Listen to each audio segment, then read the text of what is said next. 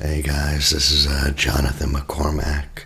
I'm an attachment specialist in New York, and I want to talk about cultivating love.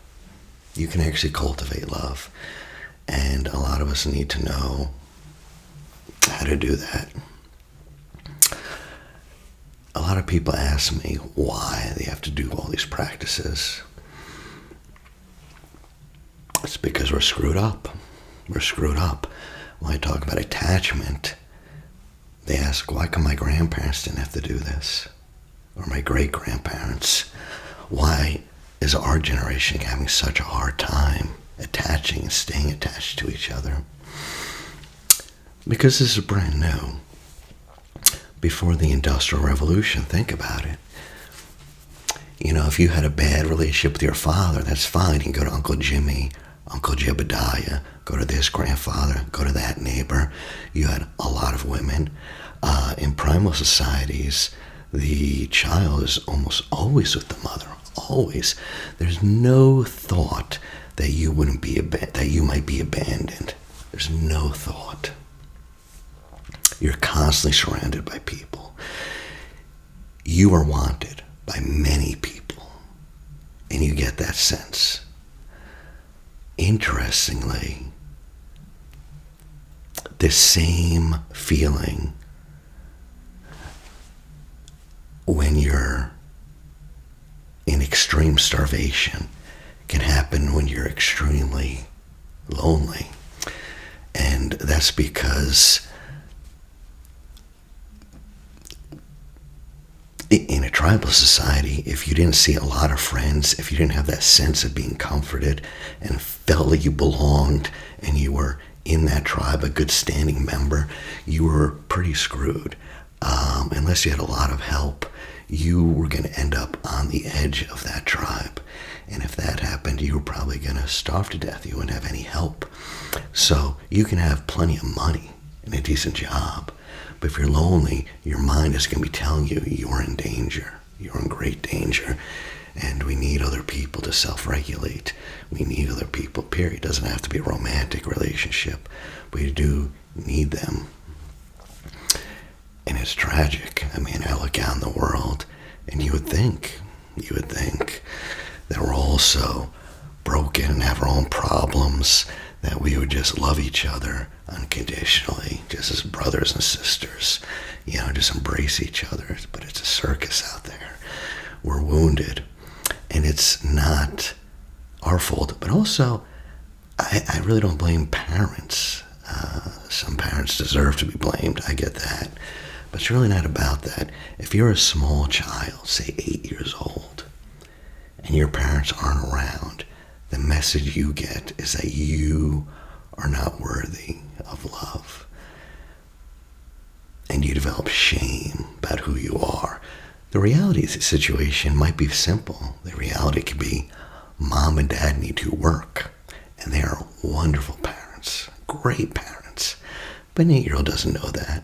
I knew a woman who was marvelous. She would work, single mother, work 16 hours a day just for her daughter. But her daughter didn't know that. At 8 years old, and say, oh, gee, mommy's working 16 hours. She must really love me. All that little girl knew was that her mom wasn't around. And that must mean I'm really not worth much, am I? That's the message. It wasn't her mother's fault. Her mother was a marvelous woman. But it was the fact that we're so isolated today. And connection is simply a human need. To be human is relational. And but it's complicated. There's a poet. She died in the 80s, Anna Kamieska, a Polish poet. And I like this. It says, what is it like to be human? So it goes, what is it like to be a human? The bird asked. I myself don't know. It's being held prisoner by your skin while reaching infinity. Being a captive to your scrap of time while touching eternity. Being hopelessly uncertain and helplessly hopeful. Being a needle of frost and a handful of heat. breathing in the air and choking wordlessly. It's being on fire with a nest made of ashes. It's eating bread while filling up on hunger. It's dying without love. It's loving through death. That's funny, said the bird, and flew effortlessly into the air. Oh, so simple to be a bird, you know. But I did kind of like this poem because the person who says, I don't even know what it's like, you know. This person's talking to the bird. I don't even know what it's like to be a human. We used to have stories that we would tell ourselves and give us a place in this world. Now we have no idea. Everything's broken. And that affects us internally. So here's 3 or 4 meditations you can do to improve love, to cultivate love. Tarah Branch is a Buddhist teacher, and she calls us the trance of unworthiness. Almost everyone she worked with just felt unworthy of love, unworthy to be there, unworthy. And there's a kind of a trance. And now when you feel unworthy, what do? Well, in our culture, to develop self-esteem, they tell you do that through accomplishments and achievement, you know. And that's how you get confidence, right? You're competent at something. But that's still kind of leaning on the externals. Now that actually does recondition or early conditioning in important and helpful ways. Knowing that you are competent at something, knowing that you can succeed is important. And that does help with self-esteem. But this deeper sense of shame often is untouched by it. You can think of like a cylinder, and it's filled with red sand. That's the first things you learn about yourself when you're growing up. The old learning that says you're not worthy. And then you fill it up with blue sand. That's the new learning. You learn all these things, you read all these books. I am worthy, I'm worthy of love. And maybe you have tons of people telling you you're great, and your boss is telling you you're the best worker, and your lover's telling you you're the best lover. Will you believe it? No. Because no matter how much new learning you get, that red sand is still there, and you have to take care of it. What is that red sand? Well, if you look at it from a parts perspective, like internal family systems, it's almost like wounded child parts, you know. Those are the parts that feel unworthy. Those are the parts that get triggered or activated, and those are the parts that are acting in those moments of stress. It's not the adult you acting, you know. Tarah Branch, she says it's acceptance and love that rewires the circuits of shame.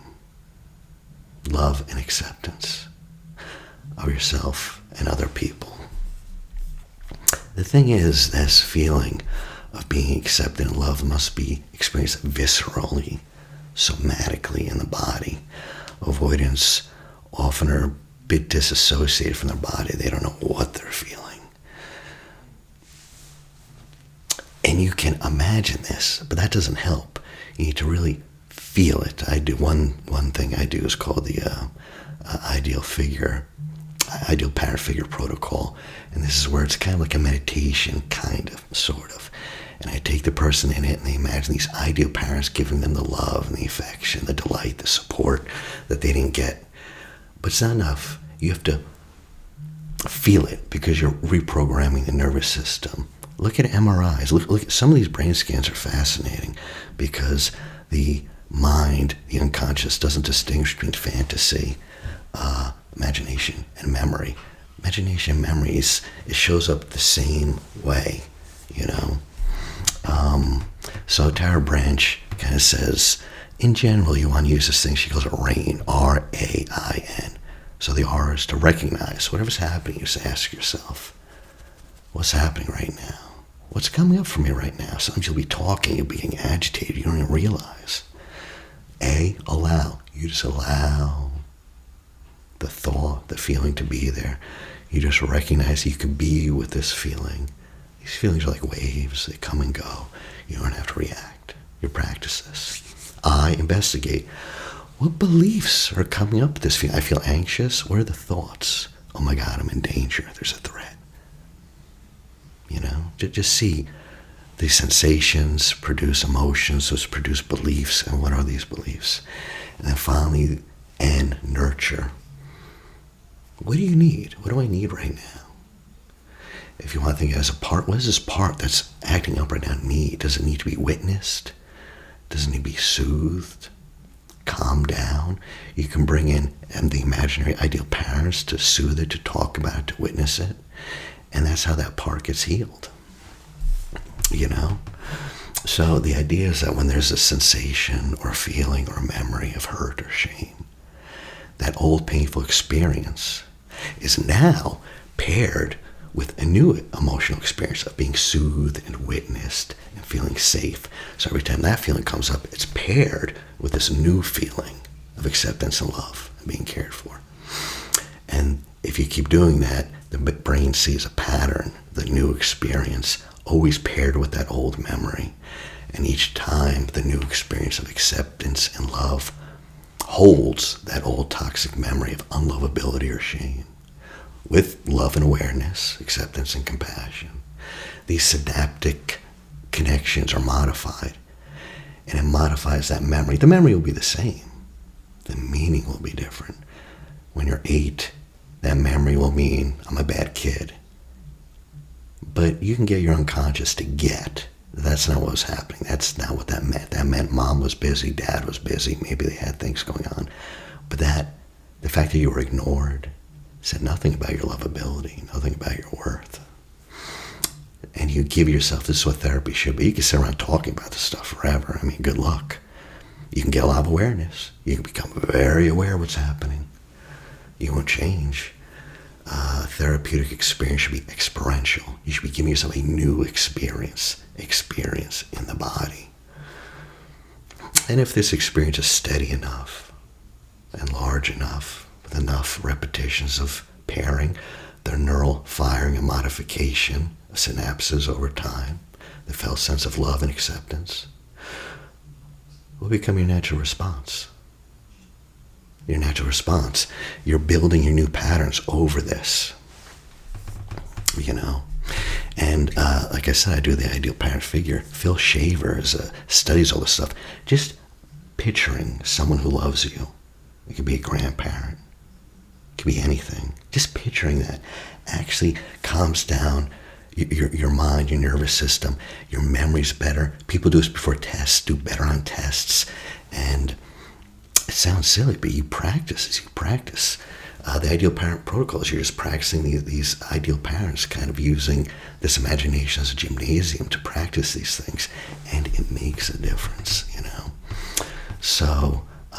So here's the first kind of short meditation. This is kind of just a 1 minute. You can just do this any time of day.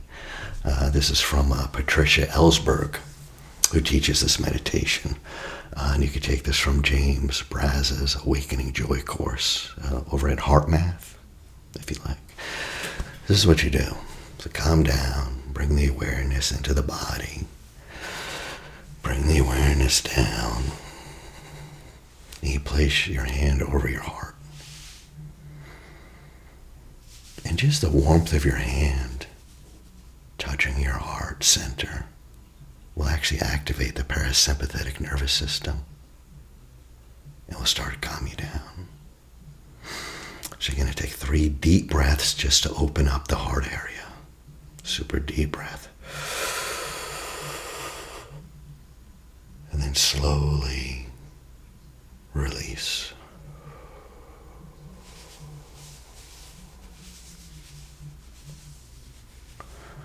And another deep breath. And when you do this, you're breathing the well-being, breathing in trust and safety, breathing right into your heart, feeling into your heart. You can imagine almost like colored light. What color is this light of love for you? For me, I like to picture it as like yellow. This yellow light coming in when I breathe in, coming down, circling my heart. It helps the unconscious to visualize these things. Another deep breath, breathing in safety and trust. Slowly release.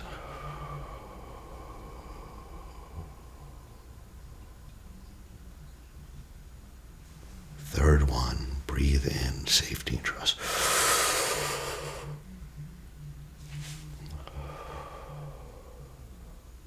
Just take a moment, feel your heart, feel it beating. And now remember a time of someone loving you. Close your eyes. Remember a moment where you felt truly safe, truly happy, held in love and acceptance by someone. And it could be a small moment. It could be with your grandpa. It could be with your dog. Just cuddled up. It could be you with a child. But just remember this. Remember how it felt in your body. Really get in your body with this. This felt sense of being loved. And just feel loved. And let that sink in. And the more and more you focus on this feeling of being loved, the more and more familiar it becomes. Until you might even notice this feeling of being loved coming up in your body throughout the day. And that's the first exercise. You can do this several times a day. Just feeling being loved. And it becomes easier and easier. So you can do the same thing, only this time have your hand in your heart, close your eyes, and imagine yourself with a partner, a child, an animal, holding that pet, child, partner, whoever it is, a lover. And just closing your eyes, feeling your heart, and imagining the warmth, and holding them, and looking at them. And allow your eyes to soften. Allow kind eyes, loving eyes. And imagine yourself looking at your beloved with pure compassion, pure acceptance right in your heart. And just feel this love flowing from you, opening your heart out onto the beloved. Keep doing that until it feels very present and very stable. Not changing anything about your love.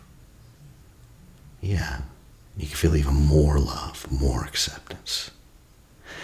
This steadiness, this love you're constantly offering. And as it flows through you and out of you, you can just rest in this love and let it transform you. Yeah. And when you get good at that and you can practice that and hold it as an experience for a larger perspective, take a moment and still in this meditation, bring your mind to a time when you were less than loving. You may have been oblivious to someone, or resentful, or hostile, defensive, perhaps just clueless. Just remember that time. Perhaps it was with your partner, it could be with a parent, and you just weren't loving at that time. But freeze that memory, and in this memory, imagine you love them perfectly. They get upset, and instead of being defensive, you just open with pure love for them. And you feel this love flowing outward before there's hostility or confusion. And you're looking at them with eyes that cherish them. You can't rewrite what happened, but exercise like this, in fact, rewire the brain and can transform your ongoing sense of yourself as lovable, loved, and loving. Yeah. And this is the last practice. It takes a few moments. This is by Virginia Satir. So get into the body. Bring the awareness into the body in the meditative posture, back straight and loose. And close your eyes or lower them. And imagine that you're outside a theater, a stage theater that has plays. And you're looking at the building and the doors and the posters outside. And now you walk up to one of the doors and you open it. And you walk into a lobby. and you walk through the lobby to one of the doors in the auditorium. Open that door and walk into the empty theater. Walk all the way down to the first or second row and take a seat in the center of the row. And now you see an empty stage in front of you and everything is quiet. Now imagine a figure comes out on the stage. And imagine that this figure is your wise guide, personifies your best, adult, wisest self. And you can notice this figure standing in the center of the stage, and you can see this figure clearly. And just notice what it is about this figure that so clearly represents wisdom and acceptance and compassion. And you can just notice how safe you feel with this figure, this larger self. Yeah. And he's there, or she's there. And now, imagine other characters come on stage one by one. And each of these characters embody a particular quality about yourself. Each character could be someone you know. It could be yourself at different ages. Someone from a movie or a book. But each character represents something about you. It could even be an animal. So that first character up there embodies a quality of the great self. Yeah. And now notice another character walks on stage. And this character embodies a quality about yourself that you really, really like. And any quality. Just some quality you like about yourself. Something you feel very positive about yourself. And just take a moment. Let that character on the stage. Remember them, what they look like. If you have a pen, you can jot some of this down. But in this meditation, just notice them. And now a second character comes on stage. The wise self, the first character, and now this is the second character. And the second character embodies another positive trait about yourself, something you really like. Just take a moment, let that character materialize on the stage, remembering them. And now a third character comes on stage, embodying yet another quality about yourself that you really, really like. It can be anything, your sense of humor, your resiliency, your honesty. But just notice them. Let that character materialize. So now you have three characters on stage, your wise self, and then three characters on stage that embodies qualities you like about yourself. The wise guide and those three characters. And now, bring a fourth character to the stage that embodies a quality that you really don't like about yourself. In fact, you wish it wasn't true. But you know it is. And this character that embodies a negative quality about you comes on stage. And you just notice it. It can be anything about yourself you hate. And now a fifth character comes and embodies another negative quality about yourself. Take a moment. Allow that character to materialize. It can be an annoying trait, a trait you find annoying, something about your personality, something about your body. And now the last character comes on stage, embodying yet another negative quality about yourself.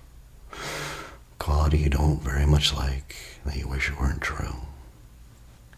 And just notice that. Yeah. So now, you have on the stage your wise guide, and then three characters embodying positive qualities, three characters embodying negative qualities. And as you're sitting there watching it, in your imagination, ask each character what special gift they bring. What gift do they bring to you by being a part of you? You can ask that first positive character, what lesson are you trying to teach me?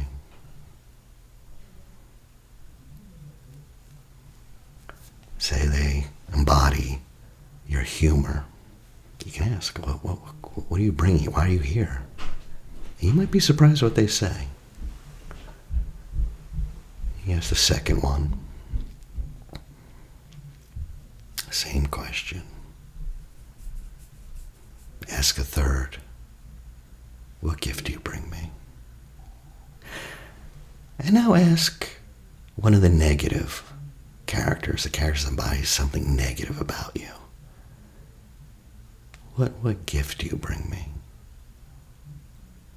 Say something about yourself that you're embarrassed about. Perhaps you have an anger problem or depression or anxiety.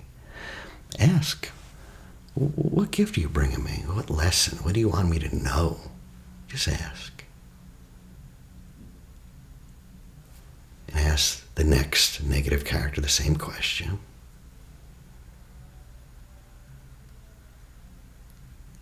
And now ask the last one.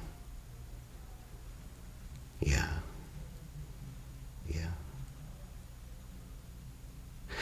Noting what they say, thank each one. Thank each one for coming and for being honest.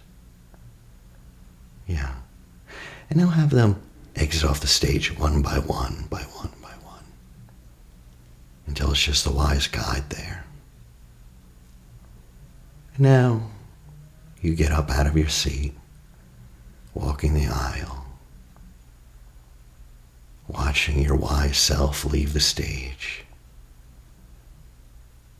and then walking right out the auditorium, through the lobby, and back outside the theater.